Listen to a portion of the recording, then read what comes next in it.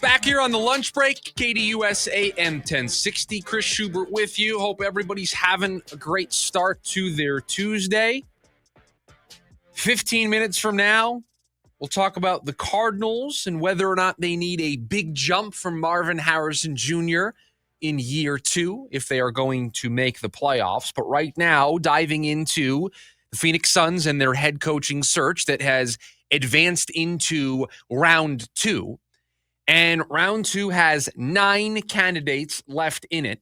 Hour number 2 of the program, we're going to rank all 9 in order. I know producer Evan was working very hard during the morning meeting to put together his list. He got quiet at one point and he was writing down in his notebook and he was like, man, this is tough. I don't know what to do with the middle 5 guys on my list. I was going to say, once you get into, you have your favorites and your least favorites. Yes. And then once you get into the middle area, that's where things become challenging to order. It was easy to put the guy that I want at number 1 at number 1. In fact, it was easy to put the first 2 guys on the list. It was easy to put the last 3 guys on the list. It was the middle 4 that I don't know if I love my order. I think it's okay. You could convince me to change my order. How about that? You could convince me. I think we could have different lists. Just on. Yes, if you have David Fizdale number 1 on your list, we have different lists. That's the only spoiler that I'll give away. If you have David Fizdale number 1. I'll give you a spoiler. Okay, he's far from 1. Not number 1 on your list. Yes. Let's not do the show before the show. That's coming up in hour number 2 of the program. But as we know these 9 names, and for those that may be just joining us, haven't heard those names, these are the 9 names. You have 2 Cleveland.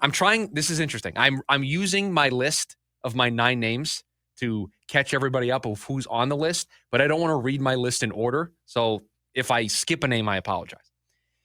You got the 2 Cleveland assistants, Johnny Bryant and Jordan Ott. We mentioned David Fizdale, current Suns assistant coach. You have assistants from all over the place. You have Dave Bliss from Oklahoma City. You have Micah Nori from Minnesota. You have Steve Hetzel from Brooklyn. Sean Sweeney from Dallas is on this list. Chris Quinn from Miami. James Borrego, who's a Pelicans assistant. Those are the names that are on this list. But there is something, a central theme that I love about this list. And I think it is a smart thing for the Phoenix Suns to do.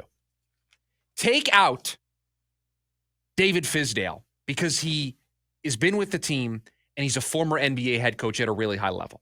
Take out David Fizdale, the other 8 names on this list. I think it is fair to describe them. To diehard basketball fans, maybe not. But I think to the general masses, those 8 names are relative unknowns. I don't think we know NBA assistant coaches the way that we do offensive and defensive coordinators in the NFL. We don't get to the NFL head coaching cycle and not know who the hot coordinator candidates are.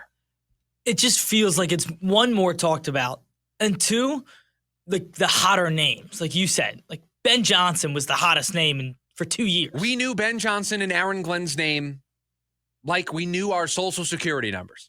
We just knew those guys' names. We knew what their positions were. We knew they were going to be on a short list. We know Drew Petzing and Nick Rallis, the coordinators here. We know the coordinators across the NFL. We just have a different relationship with the assistant coaches, specifically the 2 coordinators, than we do in any other sport. You don't have that relationship in basketball. So I think most of these guys are relative unknowns. Guess what? That's a good thing. That is a smart thing. Because the Phoenix Suns got obsessed. Matt Ishbia in particular got obsessed with chasing clout, with chasing pedigree, with chasing resumes. Frank Vogel, Mike Budenholzer, hired because of their resumes, hired because of their pedigree, hired because of the clout that they brought to the position. That is the thing that Matt Ishbia thought this club was missing. He got that wrong. And so the pendulum is swinging back in the other direction. I do not mean this derogatory, but these are more no names. These are not household names.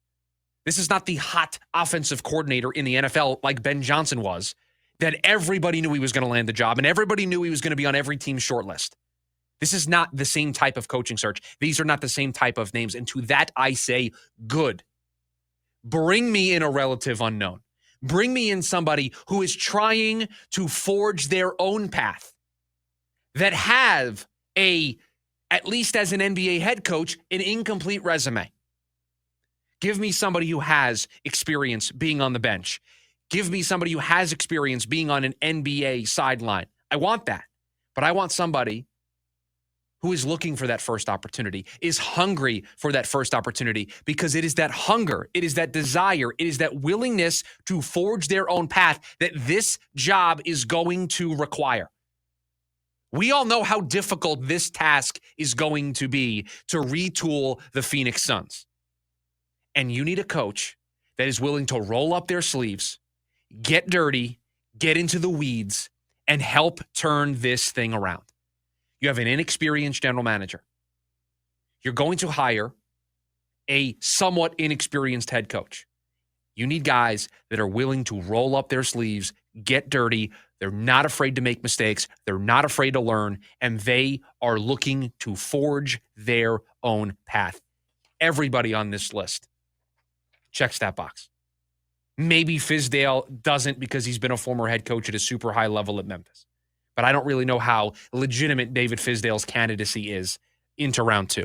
Everybody else on that list checks a very important box. They are a relative unknown that is looking to make noise. And despite the couple of guys that have the Michigan State connections that we pointed out on yesterday's program, you're also drawing guys from good organizations. You've got Oklahoma City on this list. You've got Miami on this list. You've got Cleveland on this list. You've got Dallas on this list, Minnesota. You've got guys that have worked in Denver and the Knicks and the Cavs. You've got teams that are right now still standing in the playoffs that have ties to some of the names that have made it to round 2 of this interview process. That's also a really good sign. And I'm sure we'll talk about it later, but like you said, not only are these good teams that we're seeing play right now as we get into the conference finals, but these are teams that we've seen change cultures. Yes. Come into relatively losing organizations and build them up and change the culture and give them an output that puts them deep in the playoffs and play the style of basketball that Brian Gregory, that Matt Ishbia, that the Suns want to play.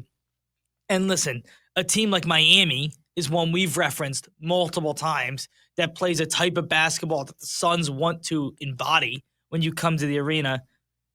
And they have addressed trying to build that culture.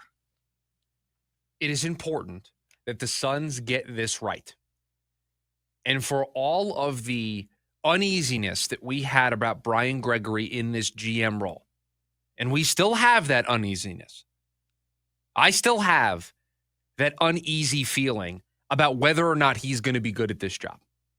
This is our first chance to evaluate him in this role.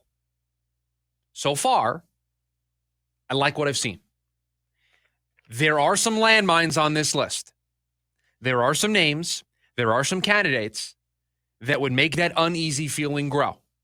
But there's a lot of candidates on this list that would give Brian Gregory a really nice first impression to people like me who are on the fence about whether or not he can do this job effectively. If he is able to, as a first-time GM, navigate the most important offseason potentially in the franchise's history.